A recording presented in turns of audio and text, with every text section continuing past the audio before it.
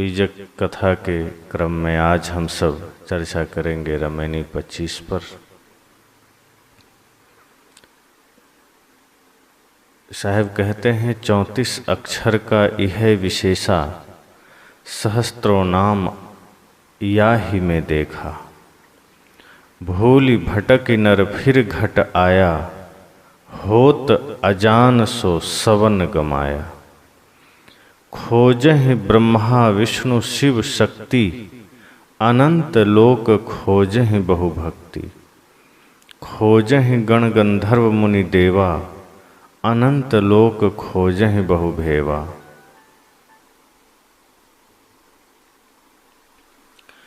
खोजहि गण गंधर्व मुनि देवा, अनंत लोक खोजहि बहु भेवा। जति सती सब खोजहि, मन ही न माने हार। बड़ बड़ जीव न बाँचि हैं, कहहि कबीर पुकार। इस पद के माध्यम से सद्गुरु कबीर यह संकेत करना चाहते हैं कि तुम बाहर जिसे भी खोजना चाहते हो वह बाहर मिलेगा नहीं। प्रश्न है कि लोग खोजना क्या चाहता है। इशारा है कि आदमी अपने से अलग परमात्मा खोजना चाहता है। इस सृष्टि का सारा जोर इसी पर है कि अपने से बाहर कहीं कोई परमात्मा है, और लगभग ये कल्पना सभी मत पंथ में है, चाहे वो ईसाई हो, चाहे मुस्लिम हो, चाहे हिंदू हो। अपने से बाहर परमात्मा की तलाश, या जो कुछ शास्त्रों में सुन रखा पढ़ रखा, उन चीज़ों को बाहर तलाशने की होड़ लगी है। इसलिए साहब ने कहा कि 34 अक्षर का यह विशेषा, सहस्त्रों नाम या ही में देखा। 34 अक्षर का हम एक भाव ले सकते हैं कि समस्त वाणी जाल, क्योंकि जितनी भी वाणियाँ हैं वो सब अक्षरों से ही निर्मित होते हैं। एक एक अक्षर जुड़ करके तमाम वाणियाँ निकलती है।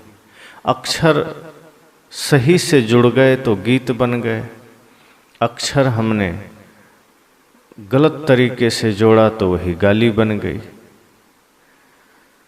अक्षर का सदुपयोग किया तो ज्ञान बाहर आता है, दुरुपयोग किया तो उसी से गालियाँ और क्रूरता के शब्द बाहर आते हैं।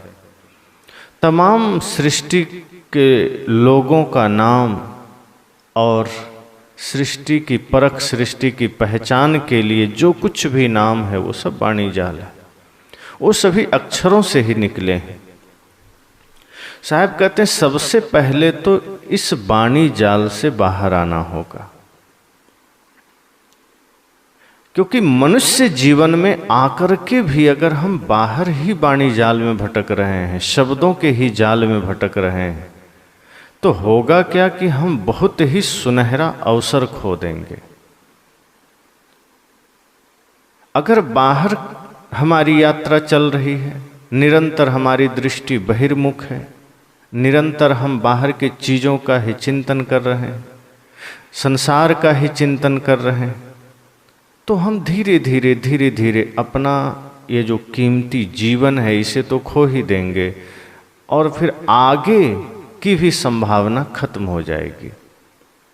इस जीवन में हमें जागृत रहना है, सजग रहना है कि इस वाणी जाल से, भाषा से ऊपर उठ करके स्वयं में लौटना है। साहब कह रहे हैं कि 34 अक्षर का यह विशेषा, सहस्त्रों नाम या ही में देखा। अब इसका अर्थ यह भी नहीं कह रहे हैं कि एकदम शब्द को छोड़ देना है, अक्षर को छोड़ देना है, क्योंकि अभी जो ज्ञान की बातें कही जा रही है ये भी अक्षर में ही है। सद्गुरु कबीर की जो वाणी है वो भी अक्षर में है। किसी भी संत की कोई भी वाणी अक्षर में ही तो है। ये अलग बात है कि अक्षर से धीरे धीरे ऊपर उठ करके अक्षर से भी पार हो जाना है, जहाँ अक्षर नहीं है। जहां शब्द नहीं है, निःशब्द हो जाना है। निरक्षर शब्द आया है जिसका अर्थ लोग ले लेते हैं अनपढ़, लेकिन सदगुरु कबीर जैसे महानतम संत कहते हैं निरक्षर हो जाना, अर्थात तमाम बाहर की भाषाओं से ऊपर उठ करके, संसार से ऊपर उठ करके, वाणी जाल से ऊपर उठ करके स्वयं में लौट आना, निःशब्द हो जाना, जहाँ शब्द की जरूरत न रह जाए। तो साहब ये नहीं कहते कि हाँ भाषा की जरूरत नहीं है, शब्दों की जरूरत नहीं है। वे कहते हैं ऐसे शब्द जो आपको भटकाते हैं, जो आपको उलझाते हैं, ऐसे शब्द जो आपको अपवित्र करते हैं, आपको आपके मंजिल से वंचित करते हैं, उसका त्याग कर देना है, उससे निकल जाना है, उससे बाहर आ जाना है। यद्यपि सारा संसार का सारा व्यवहार अक्षर से ही संभव है, बाहर का सारा व्यापार अक्षर से ही संभव है, लेकिन भीतर लौटने के लिए इसकी कोई जरूरत नहीं। जैसे किसी के पैर में कांटे चुभ जाएं, तो कांटे जब चुभ जाते हैं तो आदमी तत्क्षण अगर जंगल में है, उसके पास और कोई औजार नहीं है, तो जिस तरह से कांटे गड़े हैं उसी तरह से वो उसी प्रकार का कांटा खोजता है। कोई भी बड़ा सा कांटा, मजबूत बड़ा सा कांटा खोज कर लाया और उस कांटे से गड़े हुए कांटे को निकालता है। एक कांटा गड़ करके पीड़ा दे रहा है और दूसरा कांटा से उस गड़े हुए कांटे को निकाल रहा है, तो पीड़ा से मुक्ति मिल रही है।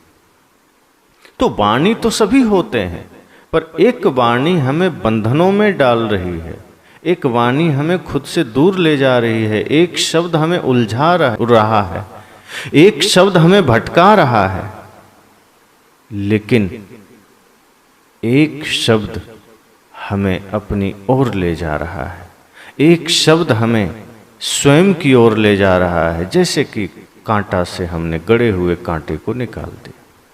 तो अक्षर जितने भी हैं वो सारे अक्षर हैं तो जड़, लेकिन उस जड़ में भी एक आपका सहयोगी बन जाता है, एक आपका मार्ग का अवरोधी बन जाता है।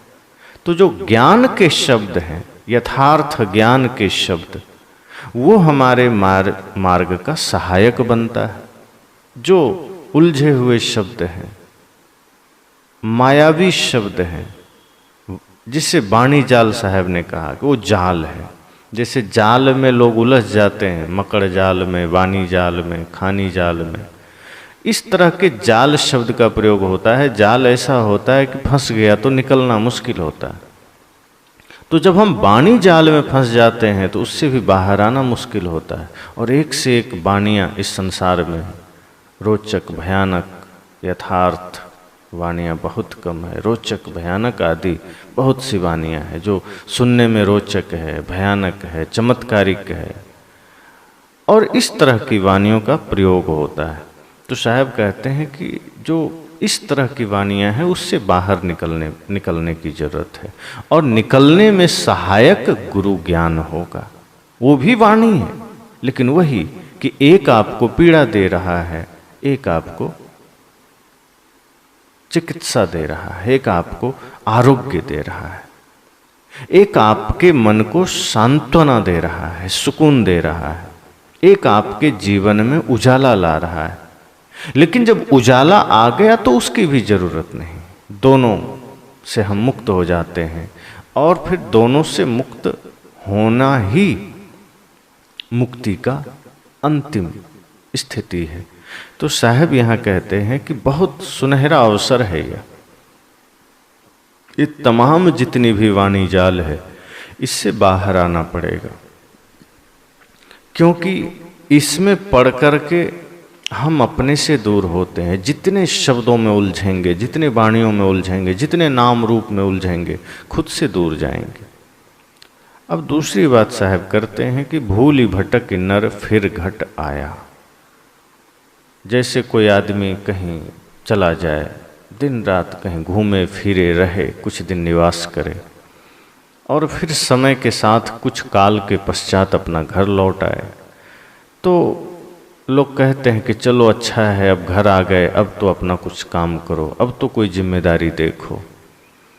इसी प्रकार जीव मनुष्य शरीर पाकर कुछ अच्छा काम नहीं किया, व्यर्थ में लगा रहा, खानी जाल में, बानी जाल में, जहाँ तहाँ माया मोह में, आडंबर में, संसार के ही कृत्यों में। मृत्यु का समय निकट आया, फिर आगे ना जाने कितने जन्मों में भटकना हुआ। सांप, छुछुंदर, कुत्ता, बिल्ली, कीट पतिंगे आदि में धीरे धीरे भटकते भटकते पुनः एक बार मनुष्य जीवन का अवसर आया। भूलि भटक नर फिर घट आया। ये जो मनुष्य जीवन की स्थिति है, घट है, अवसर है, पुनः इसमें आने का समय मिला। अब इस अवसर को मत खो देना। साहब कहते हैं कितने मुश्किल से तुम पुनः इस मनुष्य जीवन में आए हो, लेकिन सत्य ज्ञान और सच्चे गुरु से अनजान होने के कारण हम पुनः सब गंवा देते हैं। होत अजान सो सबन गंवाया। जब हम अनजान होते हैं, अज्ञानी होते हैं और सही गुरु के सानिध्य में नहीं जा पाते हैं, सही शब्द हमें नहीं मिल पाता है, पुनः भटकाने वाले शब्द मिल गए, पुनः भटकाने वाला ज्ञान मिल गया, बल्कि हम उसे ज्ञान कह भी नहीं सकते। ज्ञान का अर्थ ही है जहां प्रकाश है। सच्चा और झूठा ज्ञान नहीं होता, ज्ञान मतलब सच्चा।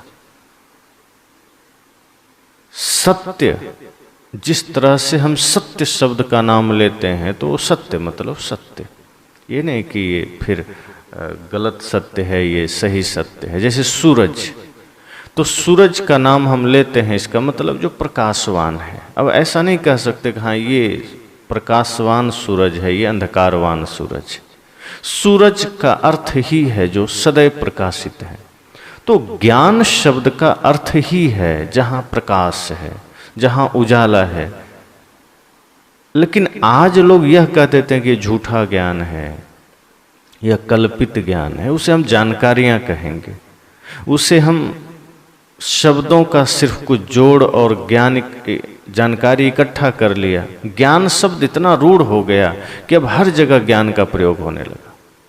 हर एक चीज में कोई जनरल नॉलेज भी जान लिया तो इससे पुस्तकों का ज्ञान हो गया, कोई संसार को जान लिया तो संसार का ज्ञान हो गया।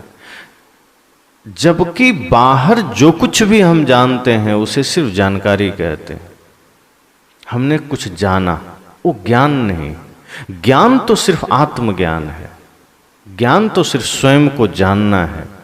तो सद्गुरु कहते हैं कि होत अजान, हम अनजान हैं, सच्चे गुरु के पास नहीं गए, सच्चा शब्द नहीं मिला, यथार्थ वाणियां नहीं मिली, और इस वजह से हम पुनः इस मनुष्य जीवन को खो देते हैं। हमें वही सब कुछ पुनः मिला जिससे हम संसार में ही ठीक से रचें पचें, पुनः माया में ही दौड़ लगाएं। हमें वो यथार्थ रास्ता नहीं मिला, वो यथार्थ मार्ग नहीं मिला जिससे कि हम इस मनुष्य जीवन को सार्थक कर सकें, मोक्ष धाम तक जाने में इस शरीर का सदुपयोग कर सकें। इतना निश्चय ही समझ लेना पड़ेगा कि यह शरीर हमें सिर्फ और सिर्फ यात्रा के लिए मिला है, यह एक साधन है। जितनी जल्दी हम इस बात को समझ जाएंगे, माया के इस भयंकर तूफान से बच जाएंगे। शरीर अस्थाई नहीं है, यह बात हमें समझना पड़ेगा। ये प्रति क्षण क्षीण हो रहा है, हम इन आंखों से देख नहीं पा रहे हैं, लेकिन जब आप दूरबीन से देखते हैं तो आपको पता चलता है कि जड़ पदार्थों में भी निरंतर क्रिया हो रही है, वो क्षीण हो रहे हैं, मृत्यु उसे धीरे धीरे क्षीण कर रही। हम सबका शरीर भी प्रति क्षण प्रति पल क्षीण होते जा रहा है। और शोधकर्ताओं ने तो कहा भी है कि शरीर 7 वर्ष में पूर्णतया परिवर्तित हो जाता है, बदल जाता है। जो शरीर अभी है 7 वर्ष बाद बिल्कुल वही नहीं रहता, वो एकदम परिवर्तित हो जाता है, सारे परमाणु बदल जाते हैं। यह परिवर्तन संसार का नियम है और हमारा शरीर उसी संसार का एक हिस्सा है। हमें यह शरीर ठीक वैसा ही मिला है जैसे कोई व्यक्ति कोई घर किराए पर लेता है और उस किराए के घर में रहकर अपना कोई काम संपादित करता है। घर से शहर कोई आदमी सिर्फ किराए पर रहने के लिए तो नहीं जाता कि चलो अब घर में मन ऊब गया, शहर जाते हैं, किराए पर वहीं रहेंगे और खाएंगे। शहर जाने का अर्थ ही इतना आदमी के लिए होता है कि शहर जाना है, कुछ काम करना है। कुछ काम करना है तो वहाँ रहना पड़ेगा, और रहना पड़ेगा तो किराए पर ही रहना पड़ेगा, तत्क्षण घर तो नहीं बना सकते। इसी भाव के साथ व्यक्ति कहीं भी कमरा लेता है किराए पर। यह जीव को भी इस संसार में आने का अवसर मिला कि तुम बंधनों से छूटो, तुम मुक्ति के पथ पर यात्रा करो, तुम ध्यान साधन के द्वारा इस संसार सागर को पार कर जाओ। तो स्वाभाविक है फिर संसार में हम रहेंगे कैसे? तो तुम्हें शरीर दिया जाता है। शरीर के बिना तुम संसार में रह नहीं पाओगे। शरीर तुम्हारा घर है, इसमें तुम्हें रहना है, ये तुम्हें किराए पर मिला। जिंदगी ये किराए का घर है, एक न एक दिन निकलना पड़ेगा। तो मानो इस जीव को शरीर एक किराए के रूप में प्राप्त हुआ, तो इस किराए के शरीर का अर्थ इतना ही है कि इसमें रहते हुए संसार से पार हो जाना। ऐसा नहीं है कि यहां सिर्फ टाइम पास के लिए जीव आया है, कि ये आत्मा शरीर में खेलने खाने के लिए आई है। लेकिन आज आदमी करता क्या है? इस शरीर में आकर के उतना ही काम करता है जैसे कोई आदमी बाजार जाके शहर में कमरा खरीदे, शहर जाकर और बस किराया भरे, हर महीना किराया दे, पर कुछ काम ना करे, उल्टा जेब से किराया भरे और उस कमरे में सिर्फ रह के मौज मस्ती करे। लोग कहेंगे पागल है, इतना बड़ा घर छोड़कर शहर किराए पर रहने आया। यही हम जीव करते हैं, यही हम मनुष्य करते हैं। यह शरीर किराए के लिए मिला कि चलो तुम इसमें रहो। यह शरीर किराया के रूप में प्राप्त हुआ कि बस कुछ दिन का डेरा इसमें डालो, पर काम करना है। तो काम क्या है? इस शरीर संसार के बंधनों से मुक्त होना है, माया के बंधनों से मुक्त होना है, संसार रूपी समुद्र को पार करना है। ये जो तमाम बाहर विषय वासना का एक विशाल सागर है, माया का सागर है, बंधनों का भयंकर ज्वार भाटे हैं, इन सबको पार जाना है। इसमें सहायक शरीर बनता है। और शरीर रहते काम नहीं किया, अगर अज्ञानता में लग गए, माया में ही लग गए, स्वयं से अनजान रहे, तो साहब कहते हैं होत अजान सो सबन गंवाया। अब हम अनजान हैं स्वयं से, पुनः धीरे धीरे हम सब गंवा रहे हैं, धीरे धीरे हमारा समय खो रहा है, धीरे धीरे हम स्वयं से दूर जा रहे हैं। और इसी बीच पुनः वाणिजाल कहीं से मिल गया कि हिमालय कैलाश में शिव जी रहते हैं, अमरनाथ में शिव जी रहते हैं, या कहीं चंद्रलोक में चंद्रमा रहते हैं, या कहीं विष्णु जी रहते हैं क्षीर सागर में, या कहीं ब्रह्मा जी रहते हैं। साहब कहते हैं इस तरह का कुछ वाणियों का एक संग्रह मिल गया कहीं से, शास्त्रों से, किसी धर्मगुरु से। अब हम क्या करते हैं? स्वयं के निकट आने के बजाय, स्वयं को जानने के बजाय हम संसार को जानने के लिए दौड़ पड़ते हैं। एक तो बड़ा मुश्किल से यह मनुष्य शरीर मिला, न जाने कितने खानियों में हम भटकते हुए इस मनुष्य शरीर में पुनः आए हैं। इससे पहले और कितने बार आए होंगे कोई जानता थोड़े, असंख्यों बार आए होंगे, असंख्यों बार न जाने कितने खानियों में गए होंगे। पुनः एक अवसर मिला स्वयं को जानने का और इस शरीर का सदुपयोग करके इस बार मुक्ति के पथ पर जाने का, मुक्ति धाम में जाने का, मोक्ष को उपलब्ध होने का। लेकिन हम पुनः वाणी जाल में पड़कर अपने से बाहर मुक्ति खोजने लगे, अपने से बाहर परमात्मा खोजने लगे। और साहब कहते हैं खोजें ब्रह्मा विष्णु शिव शक्ति। हम कहीं ब्रह्मा खोज रहे हैं, कहीं ब्रह्मा विष्णु की खोज कर रहे हैं, कहीं शिव की खोज कर रहे हैं, कहीं दुर्गा की खोज कर रहे हैं। बता दिया गया कि ब्रह्मा जी मिल गए, तपस्या करो। पहले कुछ लोगों को मिला, रावण आदि तमाम राक्षस हुए जो तपस्या करके ब्रह्मा जी को पाए और शक्तिशाली हो गए। बहुतों ने विष्णु जी की पूजा की और उन्हें मोक्ष मिला। बहुतों ने शिव जी की उपासना की और वो शक्तिशाली हो गए। बहुतों ने वो शक्ति की पूजा की, दुर्गा की पूजा की और वो परम शक्तिशाली हो गए। ऐसी वाणियाँ हमें मिल गई। अब इन वाणियों के आधार पर हम ब्रह्मा जी को खोजने चले, हम विष्णु जी को खोजने चल पड़े। कहानियाँ सुन लिए कि प्रहलाद जी को और ध्रुव जी को विष्णु जी मिल गए। अब हमें लग रहा है कि हमें भी मिल जाएंगे। अब हम उसी चक्कर में, वाणियों के चक्कर में, उस वाणी जाल के चक्कर में बाहर निकल गए। बहुत से लोग आज भी हैं जो भगवान की तलाश को लेकर के बहुत व्यग्र रहते हैं कि क्या करें कि भगवान मिल जाए। बहुत पहले घटना आई थी कि एक संत ने कहा आज मुझे भगवान दर्शन नहीं देंगे तो हम आग में कूद जाएंगे। उन्हें लगा कि जैसे पहले के लोग करते थे कि धमकी देते थे कि आग में कूद जाएंगे, पानी में कूद जाएंगे, और दिखाया जाता था या लिखा है कि भगवान आ जाते थे। उन्हें लगा मैं भी ऐसा करूंगा तो भगवान हैं तो आएंगे ही। उन्हें पक्का भरोसा था कि भगवान आ जाएंगे, पर कहाँ से आएंगे, रहेंगे तभी तो। कूदा, जल के मर गया, कोई भगवान नहीं आया। आज कितनी जगह आग लग जाती है, कोई भगवान बचाने नहीं आते, प्रहलाद को बचाने आ गए। बहुत ऐसी बातें हैं। गुरु गोविंद सिंह जी के बच्चे देश के लिए शहीद हो गए, दीवार में चुनवा दिए गए, कोई भगवान नहीं आए दीवार फोड़ के निकलने। प्रहलाद के लिए खंभा फोड़ के आ गए।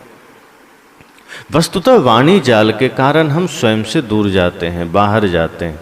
इसलिए सदगुरु कहते हैं कि हम ब्रह्मा की तलाश में हैं, विष्णु की तलाश में हैं, शिव और शक्ति की तलाश में। अनंत लोक खोजें बहु भक्ति। और ऐसे ही नहीं, भक्ति पूर्वक हम सोचते हैं कि अनंत लोकों की तलाश करें। कहीं गोलोक होगा, कहीं ब्रह्मलोक होगा, कहीं शिवलोक होगा, कहीं विष्णु लोक होगा, इंद्रलोक होगा। इस तरह से भाव भक्ति करके हम पूजा में लगे हैं, श्रद्धा भक्ति से, और उन्हीं चीज़ों को खोजने में लगे हैं। और वाणियाँ पढ़ते हैं, शास्त्र पढ़ते हैं, उसमें चर्चा आ गया गणों का, गंधर्वों का, मुनि देवता तमाम। अब हम उन्हें ही खोजने में लग गए। अनंत लोक खोजें गण गंधर्व मुनि देवा, अनंत लोक खोजें बहुएवा। बहुत यत्न प्रकार, बहुत भक्ति प्रकार से, भक्ति पूर्वक से हम इनको खोजने में लगे हैं। बहुत से लोग कहते हैं चांद के उस पार होगा, मंगल के उस पार होगा, वहाँ होगा, यहाँ होगा, सूर्य पर होगा। आज वैज्ञानिक अपना अपना यान भेज रहे हैं, कहीं कोई ग्रह दूसरा नहीं मिला। जो विज्ञान कह रहा है चंद्रमा, मंगल, बुध आदि वही मिल रहे हैं, और उस पर कोई जीवन नहीं मिल रहा है, कोई देवता नहीं मिल रहा है। अब पता नहीं अलग से कौन लोक है, लेकिन आदमी खोज रहा है और भक्ति पूर्वक खोज रहा है। जितनी श्रद्धा से व्यक्ति अपने बच्चे का लालन पालन नहीं करता, उसे स्नान नहीं कराता, उससे ज़्यादा श्रद्धा से वो पत्थर की मूर्ति का स्नान कराता है, शालिग्राम भगवान को स्नान कराता है। मंदिर में जितनी श्रद्धा से व्यक्ति झाड़ू लगाता है, उतनी श्रद्धा से अपने घर में नहीं लगाता, क्योंकि वहाँ वो वाणी जाल, उसको वाणी जाल में उलझा दिया गया कि यहाँ नहीं करोगे तो आगे नरक में जलोगे, शालिग्राम भगवान की पूजा करोगे तो मुक्ति पाओगे। साहब तो कहते हैं कि जितनी आत्माएं हैं वो सब शालिग्राम हैं, उनकी पूजा करो, उनकी सेवा करो। छोटे छोटे बच्चे हों, जवान हों, बूढ़े हों, लाचार हों, असहाय हैं, उनकी सेवा करो, वही शालिग्राम है। कबीर जेते आत्मा तेते शालिग्राम। सदगुरु कहते हैं कबीर जितनी आत्माएं हैं इस संसार में सब शालिग्राम है।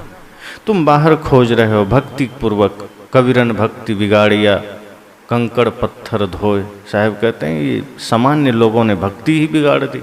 अब कितनी भी भक्ति करो, कंकड़ धो रहे हो, पत्थर धो रहे हो, बाहर अपने से कुछ यत्न कर रहे हो, अनुष्ठान कर रहे हो, क्या मिलेगा? अपने से बाहर कुछ भी नहीं मिलेगा। स्वयं में लौटोगे तो परमात्मा की अनुभूति हो जाएगी, परमात्मा का अनुभव हो जाएगा, और तब पता चल जाएगा कि आत्मा ही परमात्मा है, अहं ब्रह्मास्मि, यह भाव सार्थक हो जाएगा। और बाहर जहाँ भी जाएंगे क्या मिलेगा? तीर्थों में क्या मिल जाएगा? किसी विद्वान ने कहा कि अपने से बाहर परमात्मा खोजना ऐसा ही है जैसे खुद के घर में खीर बना हो और बाहर हम भिक्षा पात्र लेकर खिचड़ी मांग रहे हैं कि हमें खिचड़ी दे दो। अब घर में खीर बना पड़ा है, उसे छोड़कर तुम खिचड़ी मांग रहे हो। जाके आंगन नदियां बहे सो कस मरे प्यास। जिसके आंगन में ही नदी बह रही है वो बाहर पानी खोज रहा है। जिसके भीतर स्वयं परमात्मा का निवास है वह व्यक्ति बाहर मुक्ति मांग रहा है, तीर्थों में, पत्थरों में, पहाड़ों में। साहब कहते हैं बड़ी भक्ति पूर्वक हम खोजने में लग जाते हैं, तलाश करने में लग जाते हैं कि बाहर कोई परमात्मा मिल जाएंगे, मोक्ष मिल जाएगा, ब्रह्मा विष्णु मिल जाएंगे, गण गंधर्व मुनि आदि सब मिल जाएंगे। बाहर कुछ है ही नहीं जो मिल जाएंगे। अपने से बाहर कुछ नहीं मिलेगा सिवाय माया के, सिवाय वाणी जाल के, सिवाय संसार के। स्वयं में लौटेंगे ध्यान के द्वारा तो पता चलेगा कि भीतर परमानंद है, परम शांति है। और यह बात साहब कहते हैं कि ये कोई साधारण लोग बस नहीं खोजते, जति सती सब खोजें मन ही न माने हार। ये जितने जति हैं, सती हैं, सन्यासी हैं, बड़े बड़े धुरंधर खोजने में लगे हैं और हार भी नहीं मान रहे हैं, लगे हैं निरंतर। लेकिन सद्गुरु कहते हैं कि कितना भी अपने से बाहर लक्ष्य करके खोजो, कितना भी सत्यव्रती बनकर खोजो, पतिव्रता बनकर बाहर खोजो, मिलेगा क्या? तुम कितना भी संकल्पित होकर खोजो, गलत दिशा में कुछ भी खोजेंगे तो संकल्प कितना भी मजबूत हो नहीं मिलेगा। अगर आपके घर में कोई वस्तु खो गया है, कोई वस्तु गिर गई है और दूसरे के घर में जाके खोजेंगे तो कैसे मिलेगा? साहब कहते हैं जति सती सब खोजहि मन ही न माने हार। कितना भी खोजो बाहर और कितना भी संकल्पित होकर खोजो, कुछ नहीं मिलेगा। इसलिए साहब कहते हैं मन ही न माने हार। यह कबीर साहब का उनके लिए व्यंग है कि बड़ बड़ जीव न बाँचहें कहें कबीर पुकार। सद्गुरु कहते हैं इस धोखे से बड़े बड़े जीव नहीं बचते। बड़े बड़े विद्वान, तपस्वी और नामी ग्रामी लोग भगवान के दर्शन पाने के लिए ललायित। वे अपनी अवधारणाओं के प्रतिबिंब अपने मन में देख लेते हैं, यही परमात्मा दर्शन मान लेते हैं। किंतु जो सारी अवधारणाओं का जनक, उनका दृष्टा एवं ज्ञाता है, वह चेतन देव ही है, अपना स्वरूप ही है, उसके अलावा सब कुछ भुला हुआ है। इतना संकल्प होकर के आदमी यात्रा करता है कि मिल जाएगा। और बताने वाले भी ऐसे हैं, बिल्कुल हम अभी बता रहे हैं, एकदम मिलेगा। भविष्य देखने वाले को देखिए, इतना विश्वास के साथ वो भविष्य बताता है जैसे कि वो सब कुछ एकदम देख रहा है, आंखों के आगे उसका घटित हो रहा है। इतना कॉन्फिडेंस, इतना उसे विश्वास है अपने ऊपर कि वो जो कुछ भी कह रहा है सत्य है। लेकिन भविष्यवक्ताओं की हालत देखिए, अभी ही चुनाव का समय बीता, लगभग भविष्यवक्ता कह रहे थे कि ये जो संयोग बन रहा है ये बहुत अद्भुत संयोग है, इसमें एकदम 418 सीटें आएगी बीजेपी को। ये लगभग भविष्यवक्ता कह रहे थे। लेकिन जब जैसे ही गिनती हुई, सारे भविष्यवक्ता कहाँ चले गए पता ही नहीं चला, क्योंकि झूठ हो गया।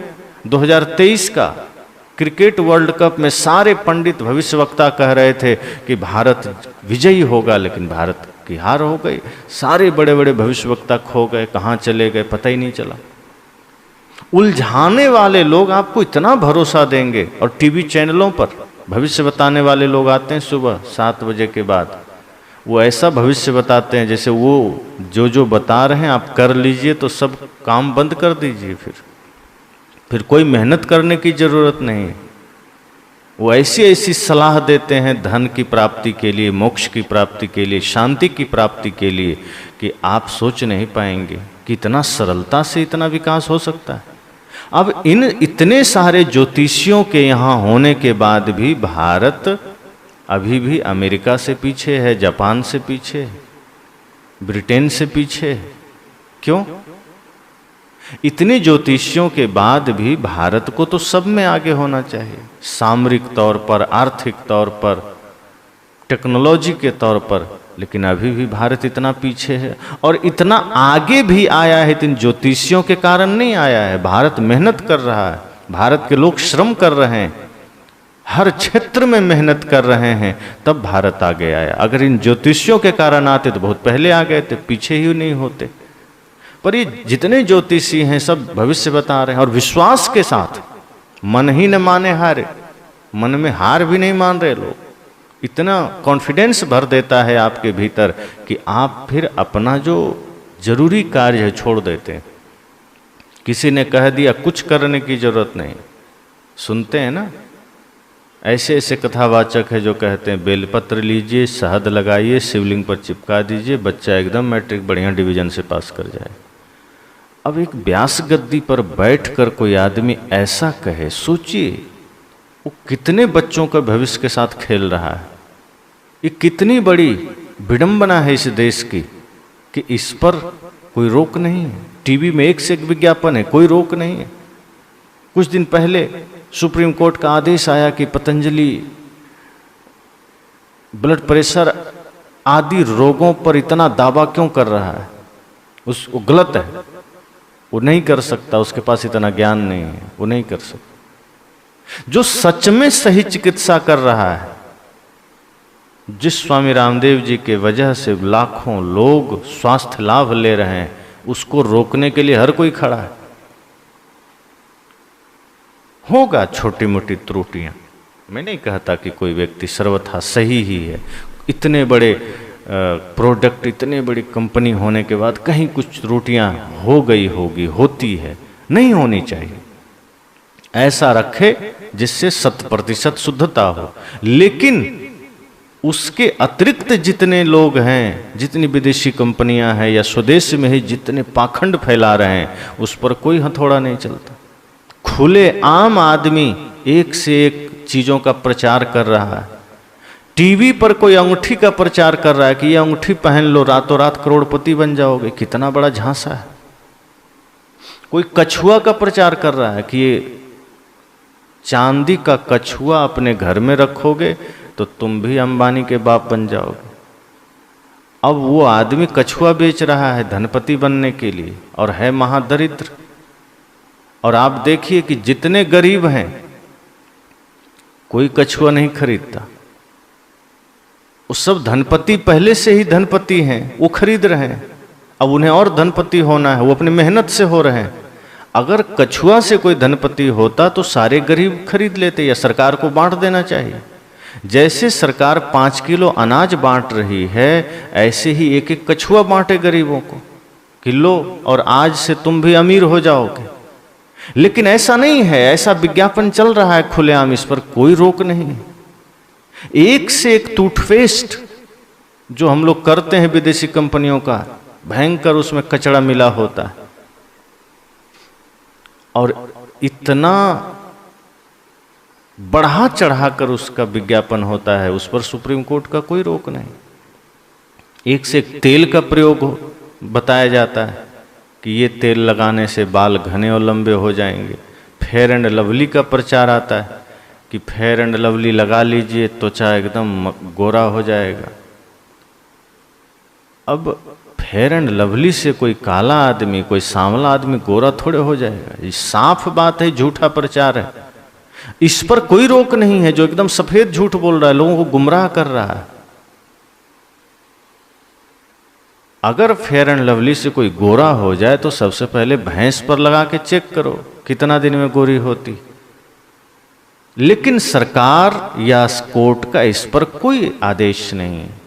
तो झूठ इतने चलते हैं विश्वास के साथ देश में, चाहे वो ज्योतिष के नाम पर हो, चाहे वो तमाम चीजें बेचने के नाम पर हो, भविष्य बताने के नाम पर हो, एकदम दावे के साथ। और आज एक से एक दरबार लोग खोल कर बैठे हैं कि मैं तुम्हारा भविष्य बताऊंगा, पास्ट बताऊंगा। अतीत और भविष्य को लेकर बैठा है और वहां एक एक झूठ चलते हैं, उस पर कोई रोक नहीं।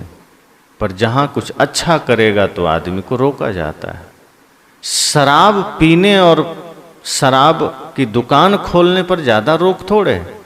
अब बिहार में ही आप देखिए, शराब दुकानों में बंद किया गया है, होम डिलीवरी चालू, बंद थोड़े हुआ है।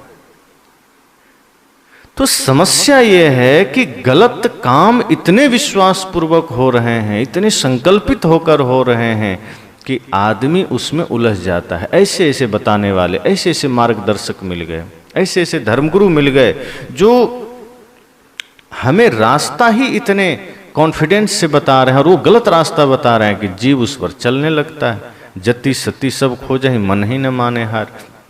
अब हार कैसे माने? उसको कॉन्फिडेंस देने वाला बैठा है, उसके मन को मजबूत करने वाला बैठा है, इतना संकल्प भर देता है कि आदमी गलत दिशा में भी चल देता है, इतना उत्साही बना देता है। इतना उत्साह लेकर अगर वो सही दिशा में चले तो सफल भी हो जाएगा, और जो लाभ पाना चाहता है वो लाभ भी पा लेगा। लेकिन गलत दिशा में दौड़ रहा है, जा रहा है। तीर्थों में भगवान खोजने वाले को आप देखिए, कम मेहनत करता है। कहीं पहाड़ियाँ चढ़नी हो, कहीं सीढ़ियाँ पार करनी हो, कहीं पैदल चलना हो, कहीं बर्फ पर चलना हो, सब चलता है, करता है, क्योंकि मन में भर दिया गया कि वहीं बैठे हैं परमात्मा, वहीं जाओगे तो मिलेगी मुक्ति। कोई ये नहीं बताता कि मन निर्मल करो, मन गंदा लेकर तुम तीर्थों में जाओगे, तीर्थ भी गंदा करोगे। मन निर्मल करो, और तुम जब मन निर्मल कर लोगे तो तुम्हें भटकने की जरूरत नहीं, भगवान तुम्हारे पास आ जाएंगे। तुम्हें फिर सीढ़ियां चढ़ने की जरूरत नहीं, देखने के ख्याल से जा सकते हो। कहीं घूमना है, देखना है तो दुनिया घूमो, लेकिन इस उद्देश्य से कि मिलेंगे भगवान, मिलेंगे परमात्मा, और कितना भी संकल्प लेकर दौड़िए, कितना भी संकल्पित होकर भागिए, कितना भी मजबूत मन बनाकर भागिए, लेकिन मिलेंगे नहीं। और साहब कहते इसमें बड़े बड़े जीव नहीं बच रहे हैं, सब लगे हैं और सब अपने मन से जीवन को खो रहे हैं। कहें ही कबीर पुकार, सदगुरु कहते हैं मैं पुकार कर कह रहा हूं, मैं आवाज देकर कह रहा हूं, लेकिन कोई सुनने को राजी नहीं है, सब खुद से अलग भाग रहा है। एक तो फंसाने वाले इतने बैठे हैं जो आदमी के मन मस्तिष्क को अपना गुलाम बना लिया है, और हम ऐसे लोगों के बहकावे में आकर अपना कीमती हीरा तुल्य जीवन खोते चले जा रहे हैं। ये कीमती सांसें गंवाते चले जा रहे हैं व्यर्थ की चीजों में, पानी पहाड़ के चक्कर में। जितने भी महापुरुष हैं, अगर उन्हें सच में मानते हो, उनके प्रति सच में निष्ठा है, जो भी रामकृष्ण हैं, शिव हैं, विष्णु हैं, अगर उनके प्रति आस्था है तो उनके बताए रास्ते को जीवन में धारण करो और अपनी ओर लौटो। स्वयं में उन्हें तलाशने की कोशिश करो, मन के जाल को पहचानिए। बाणी जाल, खानी जाल, ये सब मन के ही अधीन है, और मन ही इसका नियंत्रण करने वाला है, और मन हमारा मालिक बना है। इसलिए हमें इन्हीं चीज़ों में भटकाता है, इन्हीं में अटकाता है।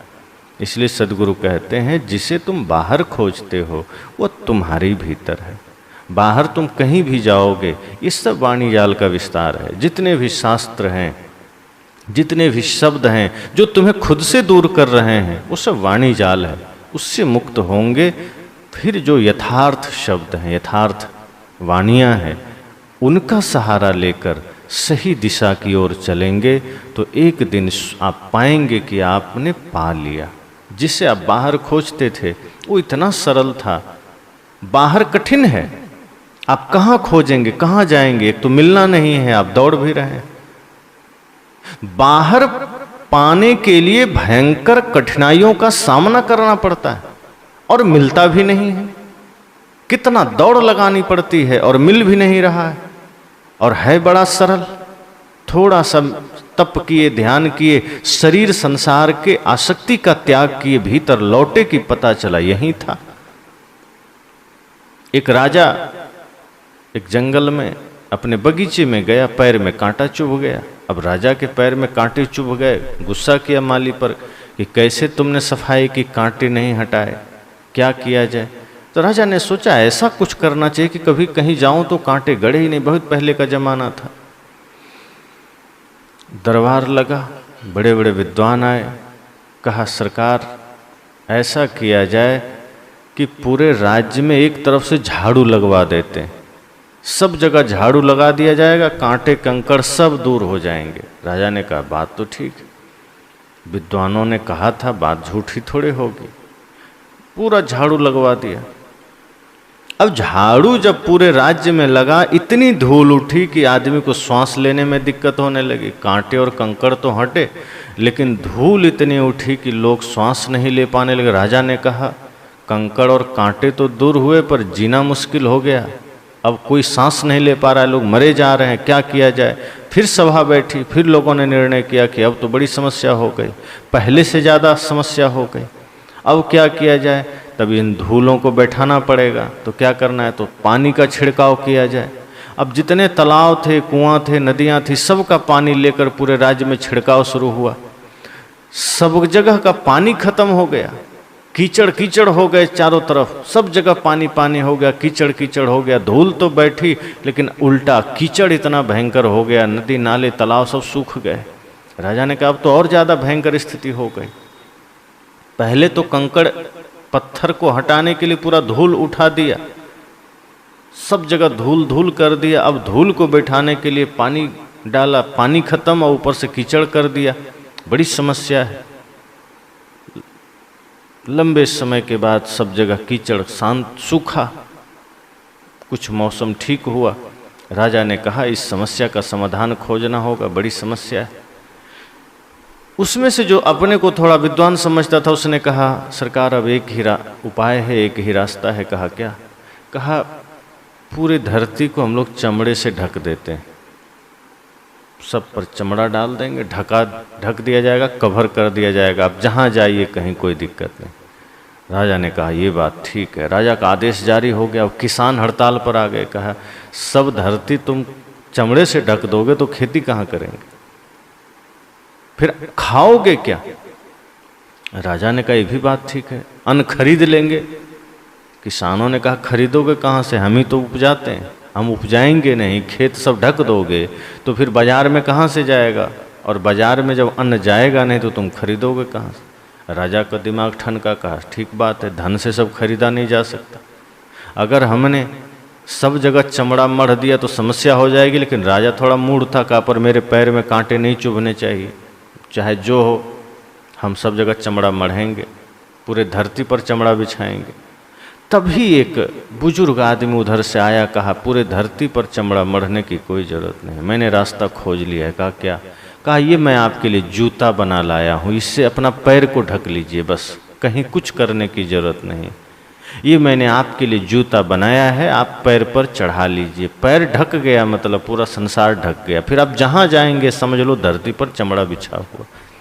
राजा तो हैरान हो गए, दरबारी का माथा ठनक गया। कहा हम इतने विद्वान, हम इतने ज्ञानी, और हमने जो उपाय नहीं खोजा, ये साधारण आदमी कैसे इतना बढ़िया उपाय खोज लिया? अब उसे लगा कि हमें तो दंड मिलेगा राजा के द्वारा और इसे इनाम मिलेगा, और स्वाभाविक है इतनी बड़ी समस्या का समाधान। पूरी धरती को चमड़े से ढकने की जरूरत नहीं है, बहुत कठिन काम है। सबसे सरल, सबसे साधारण है अपने पैर को ढक लेना, और ये सबसे सस्ता भी है। उस बुजुर्ग ने कहा कि इतना मेहनत क्यों करना, अपना पैर ही ढक लीजिए। और ये ज्ञान किसी के मस्तिष्क में नहीं आया। सबने सोचा धरती ढक देना है, झाड़ू लगा देना है, पानी डाल देना है, पर एक साधारण आदमी ने कहा नहीं नहीं, पैर को ही ढक लेना है। इसी तरह से तो हो रहा है संसार में। लोग कहते हैं यहाँ भगवान है, वहाँ भगवान है, इस तीर्थ में है, उस पहाड़ में है, बाहर ये पूजा करने से मिलेगा, वो पूजा करने से मिलेगा, बाहर दौड़ने से मिलेगा। सब यही बता रहे हैं, सब यही सिखा रहे हैं। एकादशी करने से मिलेगा, पूर्णिमा व्रत करने से मिलेगा, त्योहारों में उपवास रहने से मिलेगा, चाहे कितना पाप करो भगवान का नाम लो पुण्य मिलेगा। लेकिन सदगुरु कबीर कहते हैं कि इतना करने की जरूरत ही नहीं, ये तो बहुत कठिन काम है बाहर जो तुम कर रहे हो, और मिलेगा भी नहीं। बाहर भीतर लौट आओ, अपने को ही वश में कर लो, अपने को नियंत्रण में कर लो, अपने को जान लो। अपने भीतर आना सरल है, और भीतर आओगे तो पाओगे भगवान तुम्हें मिल गए। तो इसलिए साहब ने कहा कि जिसे तुम बाहर खोजते हो वो मिलेगा नहीं। इस जंजाल से ऊपर उठो, इस तमाम वाणी जाल से, खानी जाल से ऊपर उठो।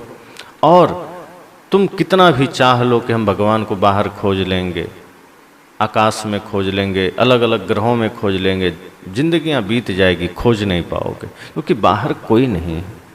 कितना भी खोजो और कितने संकल्प से खोजो, कितने ही विश्वास से खोजो, जो जहां है ही नहीं वो तुम पाओगे कैसे। और इसमें बड़े बड़े लोग खोज के चले गए, नहीं पाए, तुम भी चले जाओगे। अच्छा है कि अपनी ओर मुड़ो, अपने में देखो, इसी क्षण अभी इसी वक्त परमात्मा तुम्हें मिल जाएंगे, भगवान तुम्हें मिल जाएंगे। बाहर खोजोगे नहीं मिलेंगे, बाहर दौड़ोगे नहीं मिलेंगे, हैं ही नहीं।